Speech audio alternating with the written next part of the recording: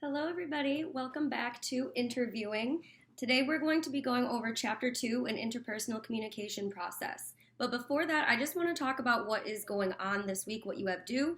You do have a chapter quiz on Chapter 2 that is due Wednesday, and you also have a homework activity that's a little bit different than what we've been doing so far. So you have to download the Word document that I posted, fill that out, and then resubmit it on Canvas. We'll talk about that a little bit later. So the goals of this lecture video today is to discuss the most important elements from Chapter 2 so we can get a better understanding of the interpersonal relational components of an interview. A little bit of ethics thrown in there as well. We are also going to discuss the homework activity that you have due just to make sure that everybody's on the same page with that. And then I'm also going to discuss at the very end of this video the employment interview that you all have coming up in a couple weeks. You have about a month to prepare for this interview, but I want to get you guys partnered up with your peer partner so you can start working on the interview process as soon as possible. So before we do any of that, let's talk about Chapter 2. So Chapter 2 is very foundational in that we need to understand how the basic components of a human-to-human interaction, such as an interview, is going to impact the interview situation. Pretty much everything that we do and say, and even the location that we're in, is going to impact the quality of the interview. Now, the goal of any interview, of course, is to get the most detailed, vivid information from your interviewee as you possibly can. But that doesn't just happen naturally. You have to work towards it. So let's take a look at how we can achieve that and how we can help our interviewee open up and give us the most detailed information possible.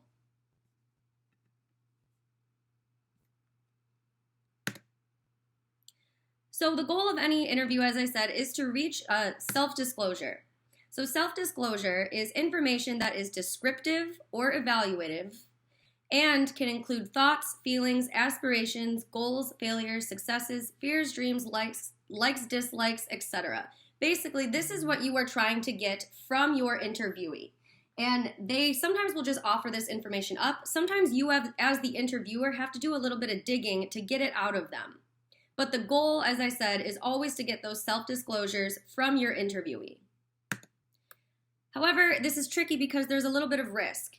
If you are the person being interviewed, whatever information you divulge during that interview can potentially cause harm to your social status, your professional status, your financial status, your psychological well-being, your physical welfare, and of course your reputation. So everyone's going to want to keep their information a little bit close to the chest and a little bit guarded. But that doesn't mean that we can't help the interviewee open up throughout the interaction and become more comfortable with us as the interviewer. So in Chapter 2, the book talks about politeness and face. So according to politeness theory, all humans want to be appreciated and protected. We want to feel that we are held in high regard by those around us, that we are not under attack. So positive face refers to the desire for approval and to be liked. We want to be approved and liked by the people around us, maybe even the person who is interviewing us, who might be hiring us one day. And then we have negative face. So we all have a desire to be free from intrusion or imposition. Basically, we have the desire to be left alone and to not be intruded upon. So throughout each interview interaction, as the interviewer, you are going to want to uphold and respect your interviewee's positive and negative face needs. And in return, they should respect yours as well. So there are several different levels of communication interactions, and not all of them are created equal. So level 1 interactions are safe, superficial, non-threatening, and there's a lot of relational distance between the two parties of the interview. So this might be your small talk in the beginning of the interview.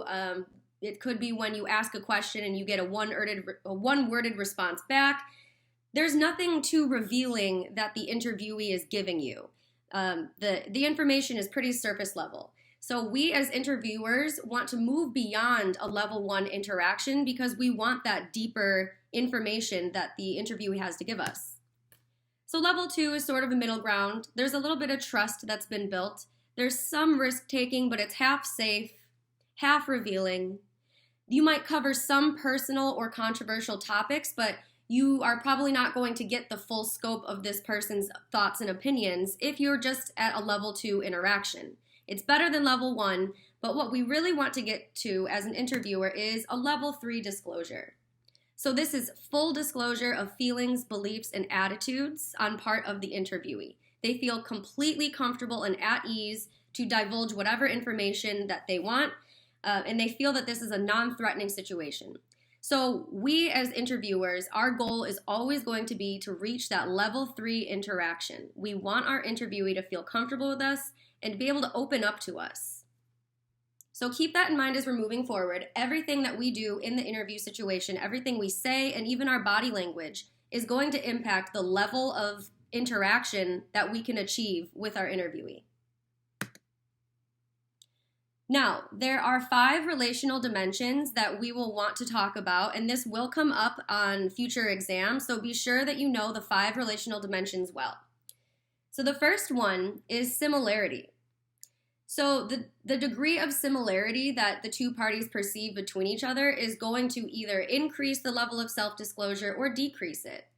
So similarity is some sort of common ground, and it can be things like appearance or demographic background, but it doesn't have to be. It can be something like we went to the same school together, or we enjoy the same music, we listen to the same radio station. Any way that you can establish similarity and common ground is going to benefit you as the interviewer. Next is inclusion.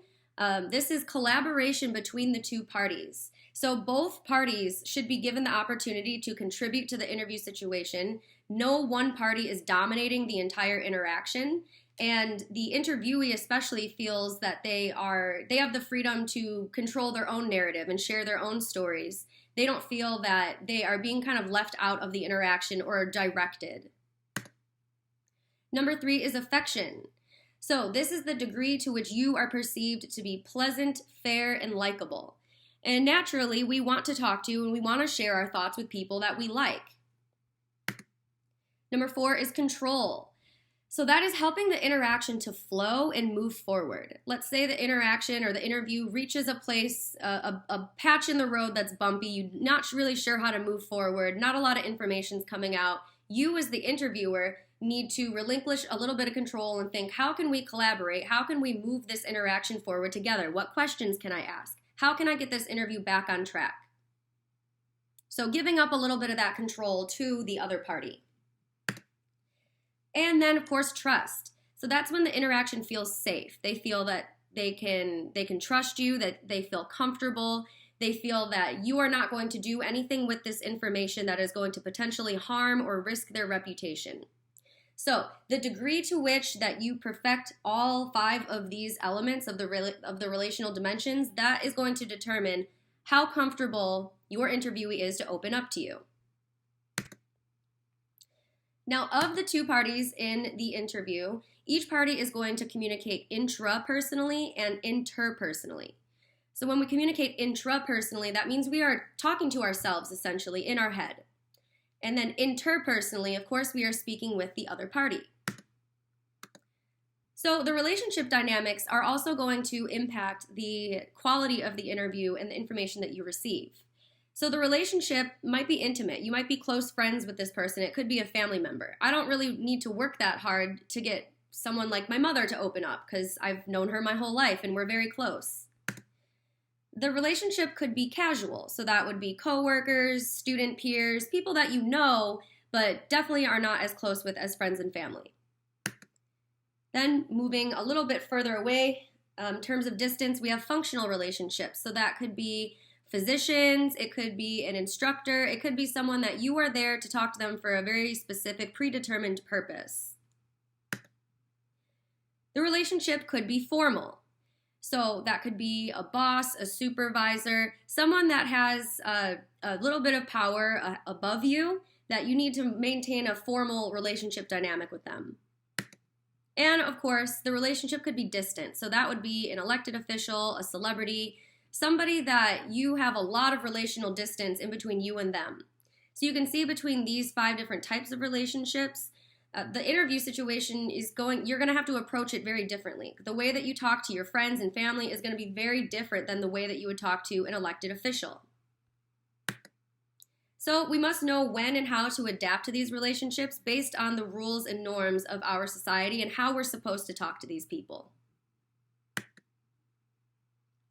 Now, in an interview, you have interchanging roles. And there's two different approaches that we're going to talk about. There's the directive approach and the non-directive approach. So we'll start with the directive. The directive approach is when the interviewer controls the purpose, pacing, climate, and formality of the interview. So in other words, they are exercising control over the types of questions, the topics covered, and the flow of the interview. So the questions are going to be closed-ended, and they're seeking very brief and direct answers. So a closed-ended question is something where you can't really answer with a lengthy story or explanation. It's a lot of either yes/no questions, or if you were to ask someone, what is your major? Engineering. There's not too many answers you can give to a closed-ended question. You're seeking a very quick, brief answer. Now, when or why might you use a directive approach in interviewing? There are certain instances where you do need to get a direct answer. So picture like when you're at a doctor's office and the doctor is asking you very straightforward questions. Where is the pain? When did it start? Is it better or worse when you do certain activities? Those are very direct approach. That's a very direct approach to interviewing that is meant to get quick responses. Other examples would be an information giving interview, a survey, which we've all taken a survey before, and an opinion poll. Now, there's also the non-directive approach, which is on the opposite end of the spectrum. So the non-directive approach is when an interviewee has significant control over the topic of the interview, the length of answers, the climate, and the formality. So the power dynamic has switched from the interviewer now towards the interviewee. They're able to open up and share stories and explain themselves and craft their own narrative. So this would require open-ended questions. Open-ended questions are ones that cannot be answered with a single word. They're often questions that require someone to answer with an explanation, a story. More details are necessary to answer these questions. So it can't really be answered with a yes, no. They're questions that often start with who, what, where, when, why, or how, because those necessitate you to explain a little bit more. So why or when might you use that's supposed to say non-directive, my apologies. Why might you use a non-directive approach in interviewing? This is when you are seeking stories or explanations from your interviewee party. So an employment interview would be a great example of one, or a counseling interview where you're asking, how did this make you feel? And then the interviewee is supposed to open up and explain how they feel. So other examples, journalism, oral history, investigations, counseling, and performance reviews are all going to use more of a non-directive approach. Now, more about directive versus non-directive approach. So the approach that you choose for an interview is going to depend on a couple things. Number one is going to be the status or expertise of the parties. Another element would be which party initiated the interview. The person who requested the interview has more control over which approach they want to use and the topic and why. Similarly, the type and purpose of the interview is going to determine the approach that you use. The interview situation, where are you? What's the time period? How much time do you have to conduct this interview? And of course, the atmosphere. Is it a supportive or a defensive atmosphere? Is it friendly or hostile? Now, whether you choose directive or non-directive, you should know that an interview can be both. So you can have some questions that are directive, where I just want a quick answer to this simple question, and then we can move on, and then you would use more of a non-directive approach. So you can blend the two within an interview. Something like a survey is pretty much always going to take a directive approach because there's only so many questions and answer options you can provide. Versus an interview that you guys are going to do in this class, you're going to use sort of a blended approach that is mostly non-directive with open-ended questions, but you can sprinkle in some more directive, closed-ended questions as well. Now, another element that's going to affect the level of self-disclosure from the interviewee is perceptions of the interviewer and the interviewee. So, we have perceptions of ourselves. This is how you view yourself and how you believe others view you. Your self-esteem, that's how you feel about yourself, might actually be more important than what you actually are. So in other words, if you were to go into an employment interview and maybe on paper you don't have the best skills and experiences, but you walk in and you feel confident. You walk in with a swagger, you know how to answer these questions, and you just know that you are going to crush this interview. That confidence might come through in the interview and be really impressive. So you might have a better self-esteem than what you look like on paper. The flip side would be if you have a very poor self-esteem. And let's say you have a great resume and a great cover letter, but you go in and you're shaky and you're nervous and you're not feeling confident in yourself at all, and you have what's called imposter syndrome. That's also going to come through in the interview, and it will affect your performance. So that's why how you feel about your own self might matter more than what it is in reality.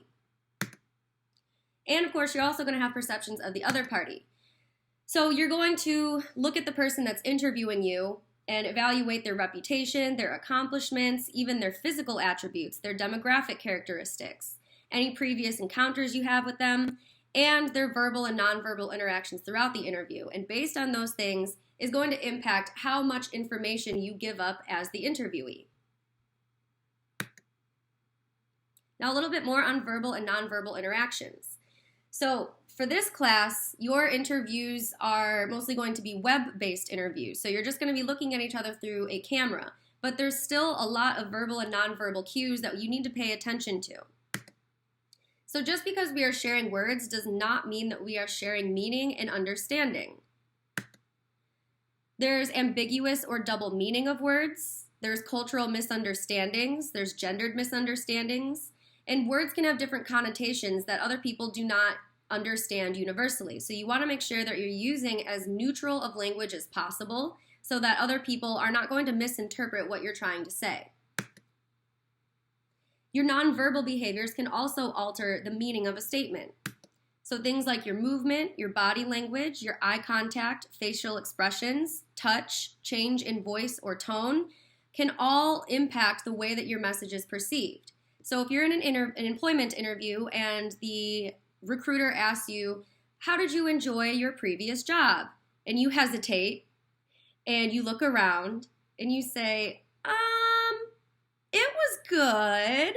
That hesitation in your voice communicates something entirely different. Now I'm thinking, well, the past job probably wasn't very good because of the hesitation, the looking around, the obvious nervousness. That nonverbal communication is actually telling me way more than your actual words. So you always want to be mindful of your nonverbal behaviors, no matter which party you are playing in the interview situation. Now, we'll talk a little bit about feedback. So as the interviewer, you want to be a very active listener in the situation, but there's different types of listening that you'll have to do.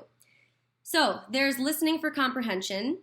Listening for comprehension is essentially what you all are doing right now. You are listening to understand me, to know what I'm saying, and to make sure that you heard me and understood me correctly. So it's listening for learning purposes. Then there's listening for empathy. That's when you are acting as a shoulder to cry on. You are offering emotional support, very common in friendships or in a counseling interview. Then there is listening for evaluation. That could be when you are listening to evaluate the truth or falsehood of a statement that someone's giving. You're listening to see, do I agree with what they're saying? So this is the type of listening that you would do when you are listening to a presidential debate. It's the type of listening that I will be doing when I am listening to your interviews for the employment interview. I'll be listening for evaluation as you both are speaking, you and your partner, that is. And then there's listening for resolution, which is when both parties are listening to each other and trying to come up with a solution to an ongoing problem that affects everyone. So that's when you become more of a we rather than just an independent I. You're trying to work together to solve the problem. And finally, the interview situation is going to have an impact on what level of self-disclosure the interviewee gets to. So when you initiate the interview, that first point of contact, whether it's in person, an email, a phone call, however you first reach out to the person and ask for an interview, that is going to impact how they view you and how willing they are to participate in the interview. perceptions of both the situation, the person that is conducting the interview, the topic, and the assumed purpose of the interview. Those are all going to impact the interview situation and the level of self-disclosure. The timing of the interview, so not just the time of day, but it could also be the time of year or the time that we're in a historical context. Did some big event just happen in the world that might impact the interview situation? That can also impact the level of self-disclosure. The location and setting is going to have an impact. So if you are meeting in a very corporate, formal setting that is very rigid, that might impact how nervous you are.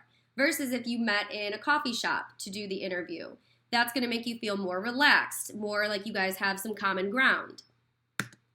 Similarly is territoriality. So that's when one person feels sort of territorial over the space. Maybe if you're meeting for an interview in somebody else's office and they have certain ideas of how they want the space to operate, that might impact the interview dynamic. The seating might also impact the interview dynamic and the level of self-disclosure. Some people get very uncomfortable if you're seated too close to them. If you're seated too far away, that might also impact the situation if you can't hear each other. So, with all those things considered, the theme of this week is helping the interviewee to open up and talk to us more. We want to get the most valuable, detailed, best information possible that we can get from our interviewee. So, for this week's homework activity, what I wanted everyone to do is to come up with probing questions that help draw out information from the interviewee. So the kinds and the quality of questions that we ask can draw detailed information out of an interviewee. So if you notice that your interviewee isn't really opening up too much, they're giving very matter-of-fact answers, maybe very blunt answers that don't really reveal too much information, what you can do is to ask probing questions.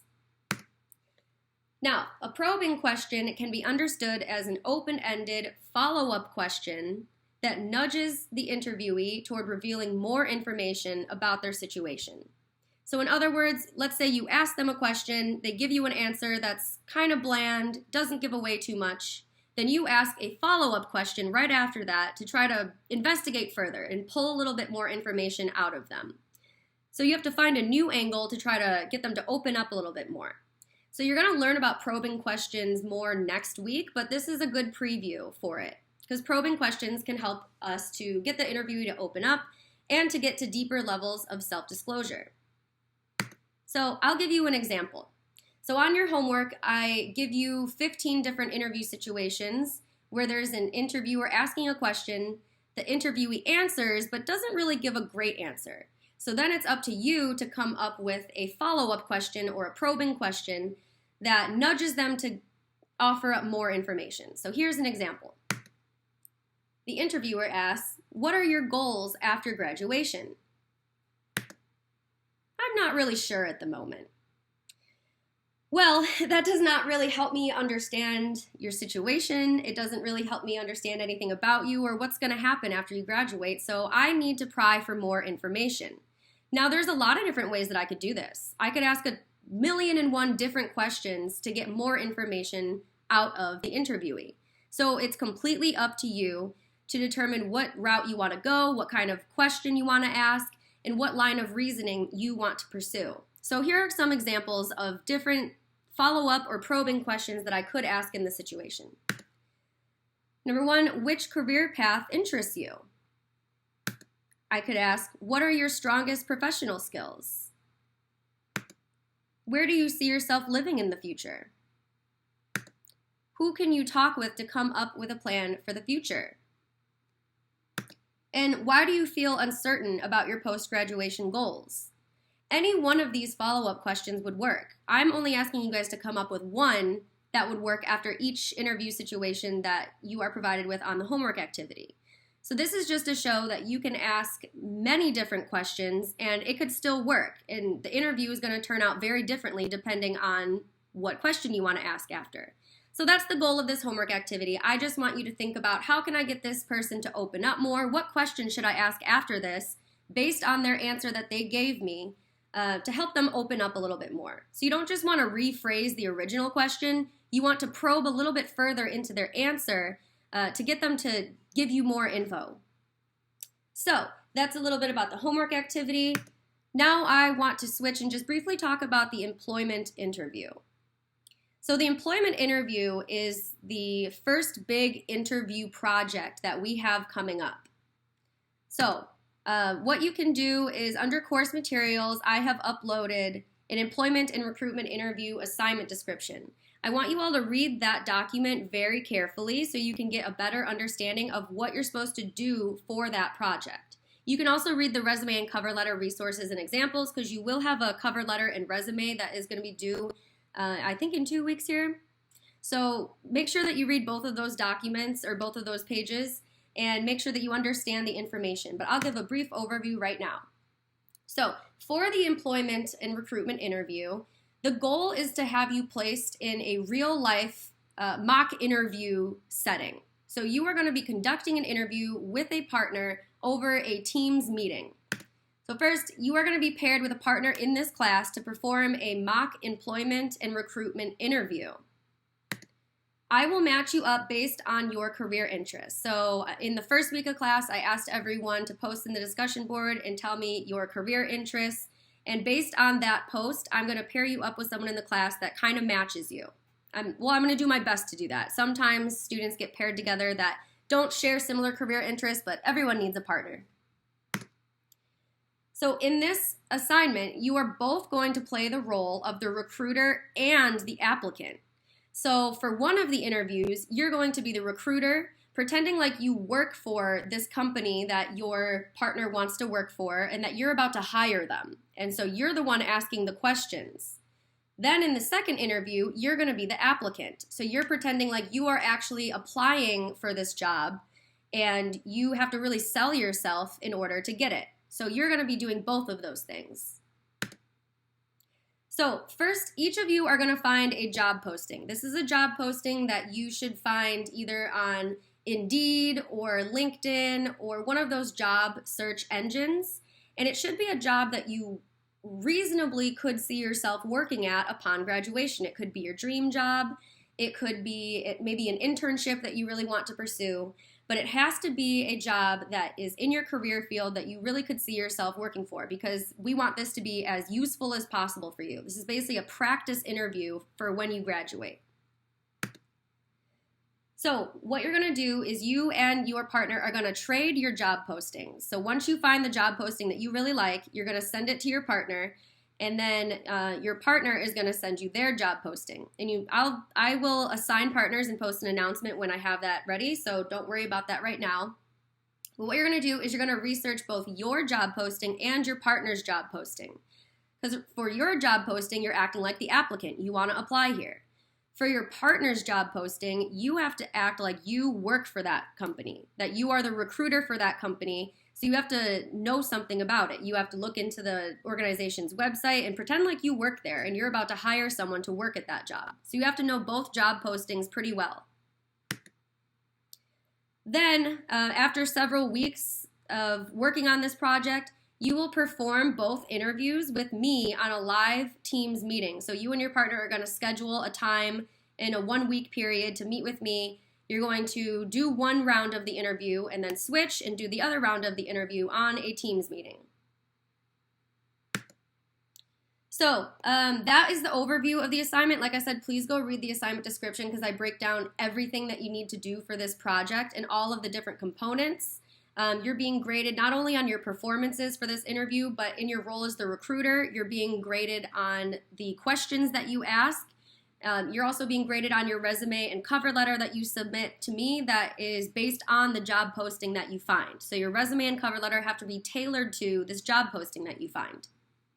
So with that all being said, I know that's a lot of information. What I want everyone to focus on right now, just the beginning steps of this assignment, number one is to just begin searching for job postings. So you can use LinkedIn, Indeed, ZipRecruiter, or just a simple Google search. But search for a job, like an entry-level job in your industry that you could see yourself applying to. Now, let's say you are already working in your career field. Maybe you can find a job that is already at the company that you're working at, and you just want to level up. That's also an option. But whatever the case may be, you have to find a real job posting that that exists on the internet, and once you find it, you want to take a screenshot or save that job posting because it could be taken down the very next day, which is okay, but you just need to have a screenshot of that job posting to give to your partner. So my suggestion when you're just doing the basic search for this job posting, first you should find at least 3 potential jobs and then narrow down your selection from there. I like to have options. You don't want to just put all your eggs in one basket, so find 3 and then narrow it down. Narrow it down based on, start researching the companies. Who would you rather work for? And then maybe even look at employee reviews or customer reviews of this company. Are they good to work for? How do they treat their employees? Are they a reputable company? Or is it one of those job postings that seems like kind of a scam? So you want to make sure that the company is reputable, you like the culture, and you actually want to work there. And another criteria, try to identify the top 5 skills listed in each job posting. So each job posting is going to talk about the job description, the duties, what type of qualified employee they're looking for. So based on that information in the job posting, which job posting suits your skill set more? So that's how I would pick the job posting that I would use for this assignment. So start looking for a job posting that you could use for this assignment, and then you'll want to just start thinking about working on your resume and cover letter. So start working on your resume first. If you need to, you can meet with me to start working on your resume, or I highly recommend going to the Center for Student Experience and Talent on campus. You can set up a resume appointment with them, and they will work with you to get your resume up to par with industry standards. So that is the order of operations that I suggest working on for this assignment. So if you have any questions about finding a job posting or about working on your resume, please come contact me. But other than that, I hope everyone has a great week. Bye.